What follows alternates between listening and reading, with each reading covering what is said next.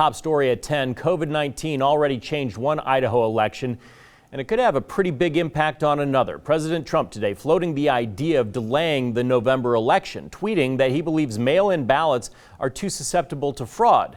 The president does not have the authority to move an election. Only Congress can do that, and lawmakers from both parties quickly shot the idea down. Here in Idaho, the November 3rd election is slated to use both in-person and absentee ballots. And our Madeline White spoke with leaders about election security, whether concerns of fraud really have any merit at all, and what's being done to ensure voters have access to safe and secure voting options.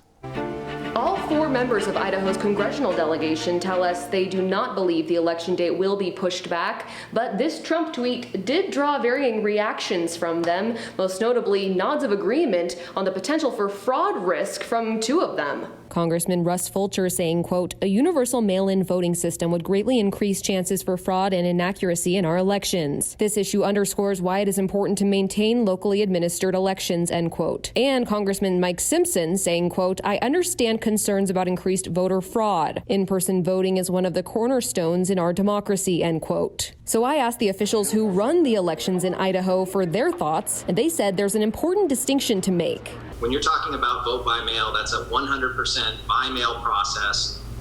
Everybody gets a ballot. Idaho doesn't have quote-unquote vote by mail elections. We have absentee-only elections like we did in May, but that's different than vote by mail, which Phil describes as this. Whether you ask for it or not, a ballot goes out to you.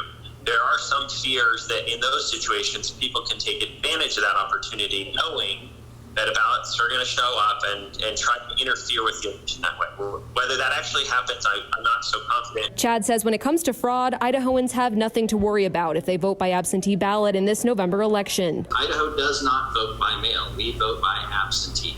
And in Idaho, when you vote by absentee, there are several security processes and procedures in place, both on the request itself for the ballot and on the ballot when that ballot is returned. Ada County's clerk confirming this. We do have safeguards in place to make sure we can confirm that whoever sends us their ballot, we're verifying their signatures, or we're reaching out to voters if we see any issues so that we can prevent fraud. Despite the May primaries election being absentee only, Idaho saw record turnout. Idaho saw its highest turnout in terms of total voters ever in our last primary, where we did it all via the mail. In terms of percentage, 1980 was the last time we saw a similar turnout. And although in-person polling places will be open in Idaho this November, we are advocating for people, especially those that feel like they might be more at risk for COVID, to utilize that absentee option.